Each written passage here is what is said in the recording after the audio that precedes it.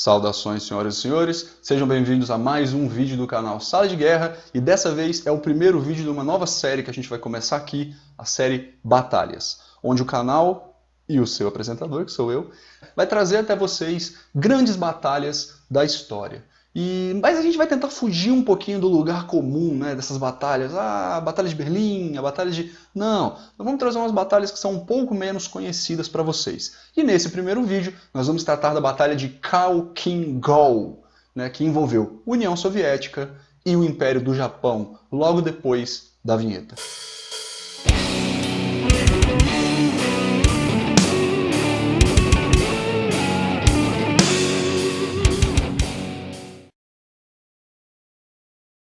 Entre 1932 e 1939, a União Soviética e o Japão participaram de uma série de batalhas ao longo da fronteira do Manchukuo, que era um estado fantoche leal a Tóquio, criado pelos japoneses depois que esses invadiram a Manchúria. A presença japonesa na região ela não agradava aos soviéticos, porque estes eram temerosos de que o expansionismo nipônico pudesse levá-los até a Sibéria e seus recursos naturais, agora que a União Soviética e o Japão, depois da criação do estado do Manchukuo, possuíam quase 3.000 milhas ou 4.828 quilômetros de fronteira. Mas essa tensão entre Manchukuo, União Soviética e Mongólia ao redor das suas fronteiras, ela não vai demorar em evoluir para a violência de fato, né? Desde 1936, os militares japoneses eles já registravam incidentes de fronteira envolvendo tropas da Mongólia, que era pró-União Soviética, e do Manchukuo, que era pró-Japão.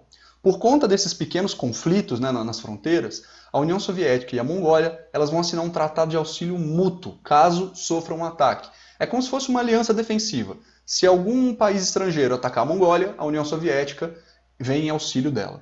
E vice-versa, né? Caso alguém ataque a União Soviética, a Mongólia vem em auxílio dela também.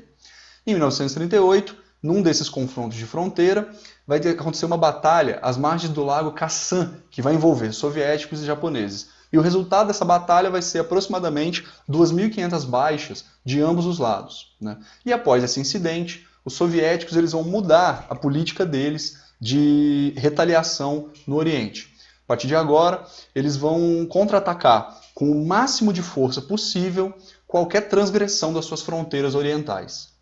Só que, mesmo com essa mudança de pensamento estratégico, os incidentes de fronteira eles vão aumentando com o tempo, até que eles escalam para uma guerra de fato. Ainda que um estado de beligerância, né, ainda que uma guerra mesmo, nunca tenha sido declarada. E é graças a essa escalada no conflito é que nós chegamos à Batalha de Khalkhin-Gol, como os russos a chamam, ou Batalha do Rio Halya, ou Hawa, eu não sei como é que fala, que é como os japoneses vão chamar essa batalha. A partir de agora eu vou chamar de Rio Halya, tá bom? Então beleza. A batalha ela vai começar em 11 de maio de 1939, quando um esquadrão de cavalaria mongol ele entra em território disputado pela Mongólia e pelo Manchukuo, à procura de forragem para os seus cavalos. Isso vai levar a uma série de pequenos confrontos entre a cavalaria mongol e tropas de fronteira do estado do Manchukuo. Até que finalmente o exército do Kwantung, como era chamado o exército japonês na Coreia, resolve intervir na situação, mobilizando suas forças e atacando as tropas mongóis, que recuam para a margem leste do rio Hala, ou Halya, é difícil falar esse nome. Meu mongol também enferrujado. Nesse meio tempo, né, depois desse ataque japonês, soviéticos e mongóis começam a concentrar tropas na margem do rio para um futuro contra-ataque contra os japoneses.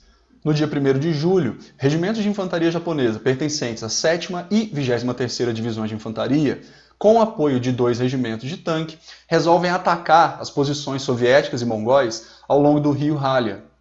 Esses ataques eles conseguem, pelo menos no começo, um certo sucesso, mas eles acabam estancando, né, perdendo o momento, perdendo o ímpeto, a partir da tarde do dia 3 de julho.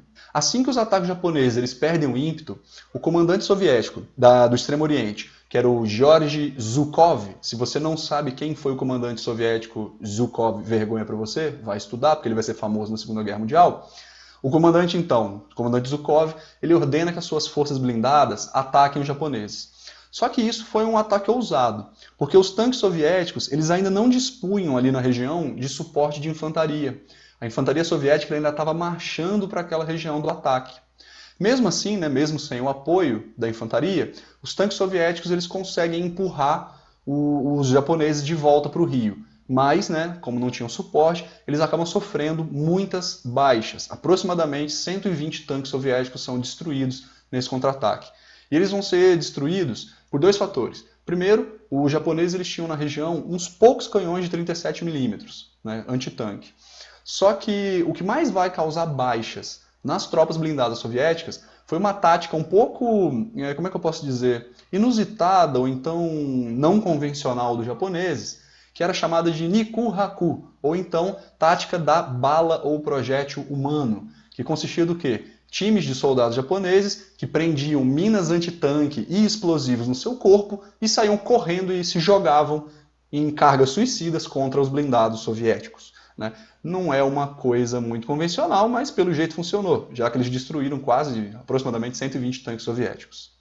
Mesmo com essa derrota inicial, frente ao contra-ataque dos blindados de Zhukov, os japoneses eles vão prosseguir ainda com a sua mentalidade ofensiva, empregando todos os recursos que eles tinham na área na tentativa de romper as linhas soviéticas. Só que, sem alcançar sucesso, em parte principalmente pela superioridade soviética em artilharia e aviação. Né? Dois fatores, né, dois recursos no campo de batalha que os japoneses não dispunham em quantidade.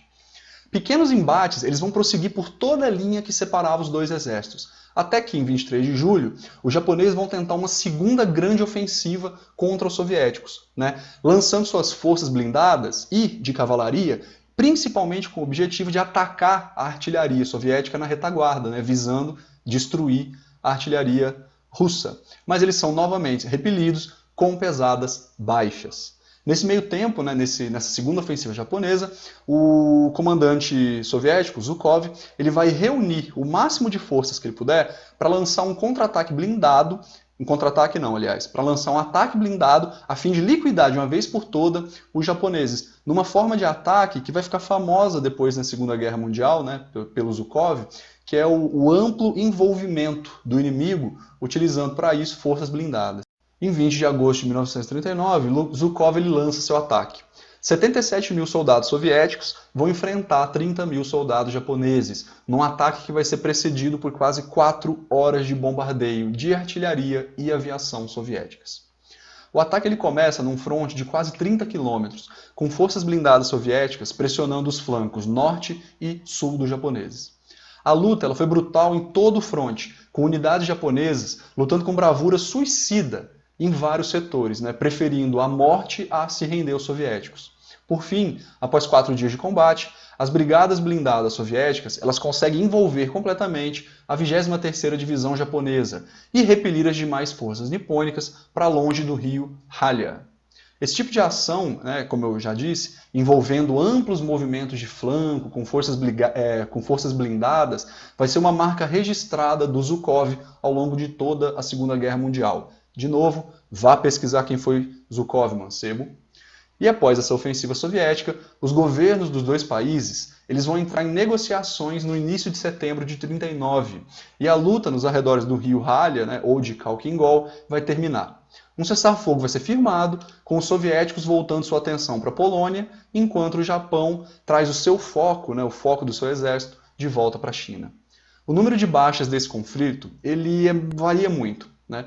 Os soviéticos afirmam que sofreram mais ou menos quase 16 mil baixas. Né? Perderam 192 tanques e 133 carros blindados.